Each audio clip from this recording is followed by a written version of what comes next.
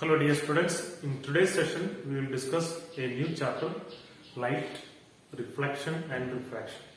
So from this chapter the topics up to reflection and up to magnification, so that part only will be coming for the examination. So in the live class we already discussed about what is reflection and what do you mean by reflection. We already learned that reflection means the bouncing back of light. The bouncing back of light from a surface. See, here you can see a plane mirror, and here I have represented a ray of light. Look at the diagram. So this light, this ray of light that is falling towards the mirror. So that's why I have marked here an arrow mark. That is the direction of this ray of light. You need to mark always the direction of the ray of light. So this light is actually falling towards the mirror. So this is called incident ray. You know that this is the incident ray which is falling towards the mirror. Now, so we know that mirror is a reflecting surface. So one side is shaded and this part is smooth, and the reflection happens according to the two laws of reflection. The one is called angle of incidence is equal to angle of reflection. So let us see that. So this line, a line that is drawn perpendicular to the plane of the mirror, that is called normal. So this actually makes an angle 90 degree with the plane of the mirror. So here again you can see the incident ray is falling at this mirror at this particular point. This is called point of incidence, and here at the point of incidence we are drawing a normal, and the angle formed between the incident ray and the normal. So this angle is known as angle of incidence. So let us say that it is 40 degree. Then again, so what happens after reflection? The ray will get reflected in a different direction. So what happens here? The ray which is going away from the plane mirror. So that's why I marked here arrow mark upward, away from the mirror. So this ray is called reflected ray, and the angle formed between the normal and the reflected ray, so that is called the angle of reflection. So according to the first law, so if you are measuring this particular angle, the angle formed between the normal and the reflected ray, so this angle will also be 40 degree. So which means that the first law, this proves the first law, that it says that angle of incidence will be equal to angle of reflection in the case of regular reflection as well as irregular reflection. And again you can see that the second law, which says that the incident ray, the normal and the reflected ray at the point of incidence all lies in the same plane. This means the distance between the mirror and the object. So this distance, if you take it as 4 cm, the image distance, the image will be formed behind the mirror. So this distance taken as image distance, so that will also be 4 cm. Now, so again we talked about two types of reflecting surfaces that are called spherical surfaces. One is plane and the second one is spherical surfaces. So we already know that what is spherical surfaces. Suppose here you can see the straight line, the surface is plane. Suppose what happens if the reflecting surface is bent inward. If the reflecting surface is bent inwards, then such type of mirrors are known as concave mirrors. And again here you can see, now we will discuss about certain terms related to the reflecting surfaces. The first one. So this is actually represent this diagram. Look at the diagram. This is the reflecting surface which is curved inward. So the inner surface is reflecting. So here you can see. So if you look at mark this particular boundary, so this is actually what actually forms a part of a sphere. And if you extend these two ends, so it will join together so as to make a sphere. And the center of that particular spherical surface, see here only this much part is reflecting, and the center of that particular reflecting surface that is termed as pole. So which actually lies on the surface of the mirror. And here you can see this particular point is called pole. So it is represented by the letter P, capital letter P. And the next thing we need to know, the second term, that is called center of curvature. So what do you mean by center of curvature of a spherical mirror? Suppose here I have already told you the spherical surface which is curved and it actually forms a part of a sphere. Suppose if you take a tennis ball and cut it, you will get this kind of surface, one part of a sphere. So the entire sphere, if you consider the spherical mirror as an entire sphere, so it will have a center. So that center is called center of curvature. Center of curvature, and which is represented by the letter C, capital letter C. And the next thing, suppose what will happen if a ray of light that falls along the principal axis, falls parallel to the principal axis. Look at this diagram. So this is an incident ray that is falling towards the concave mirror. So what happens here, you can see, so center of curvature, suppose we already know that a line which is traveling, a line which is passing through the center of curvature and touches the circle at any point, it will make an angle 90 degree. So this line actually represents the normal, which we have already seen.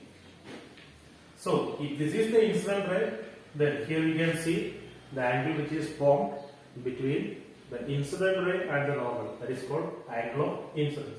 So what happens as the reflecting surface is curved inward, so the reflected, after reflection the ray of light will go along this direction, so which will meet at a particular point in front of the mirror. So actually for a concave mirror, the center of curvature lies in front of it, and here I have drawn a convex mirror. Here also you can see, so this is a convex mirror of which the outer surface is reflected. So convex mirror, here you can see, if a ray of light that falls onto the mirror, so after reflection it will go away, it will get diverged. So here if you consider one more ray over here, so it, after reflection it will come together, all the reflected rays will come together to a particular point, and this point is called principal focus, and it actually lies on the principal axis. And the distance between center of curvature and pole, that is the next term. The distance between center of curvature and pole is called radius of curvature. That is actually represents the radius of the sphere. So that is represented by the letter capital letter R. The distance between center of curvature and pole, that is called radius of curvature, and the distance between the principal focus, which I have shown in the live class. So the distance between principal focus and pole is known as focal length. Focal length, here you can see, so it is represented by small letter f. So one more relationship is there connecting radius of curvature and focal length. If you consider this two distances, focal length and radius of curvature, so radius of curvature will be equal to twice of the focal length. Suppose if the distance between f and t, suppose it has 10 centimeter, then the distance between f and c, that will also be 10 centimeter. So which means if the radius of curvature is 20 centimeter, so let us see that 20 centimeter.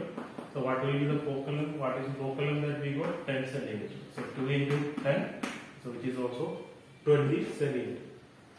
So that's the relationship between radius of curvature and focal length. So radius of curvature will be twice that of the focal length. So I hope you understood this much part. And now again look at even spherical mirrors. Even spherical mirrors also follow the laws of reflection.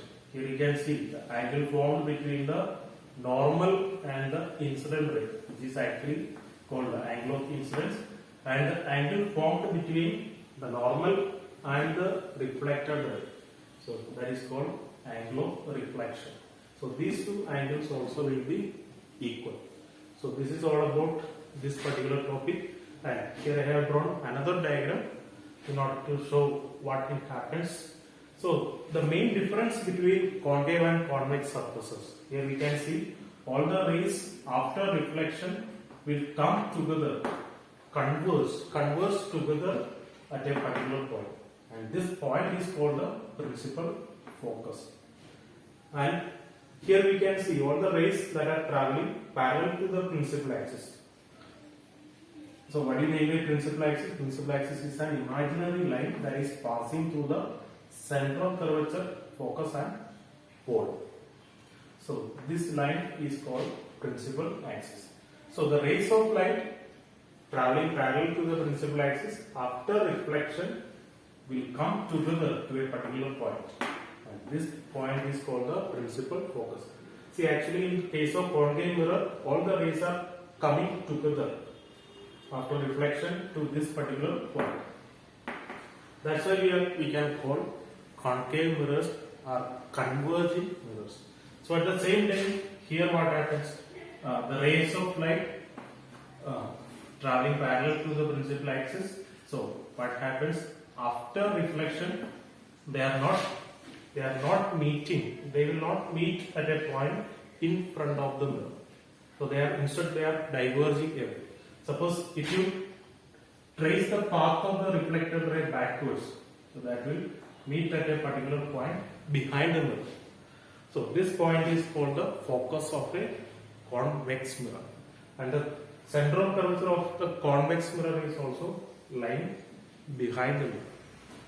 Here you can see center of curvature lies in front of the concave mirror, but here you can see the center of curvature as well as the focus that is lying behind the mirror in the case of a convex mirror. So understand all these things carefully. Here you can see concave mirrors are called converging mirror, but convex mirrors are called what? Diverging mirror. So these rays are going away from a particular point. They are not going to meet anywhere. So such rays are called diverging rays. Suppose here the rays that are coming together to meet at a particular point, that are called converging rays. So we can call convex mirror as diverging mirror and concave mirror as converging mirror. That's why the first activity we said that if you use a concave mirror and focus all the light onto the sunlight onto the focus, and if you keep a small piece of paper over here, what will happen after some time? It will start burning. So all the light, all the solar energy or the light energy is getting focused or concentrated at this particular point. So I hope all these terms are very much important, and for the further studies also these topics are very important. You understand the topic, read the chapter well, and revise these particular things again and write the definitions. All these definitions are given in your textbook. Read the textbook well and write the definitions of all these terms. What is pole? You can pole, the radius of curvature, center of curvature, focus, then focal length, principal axis.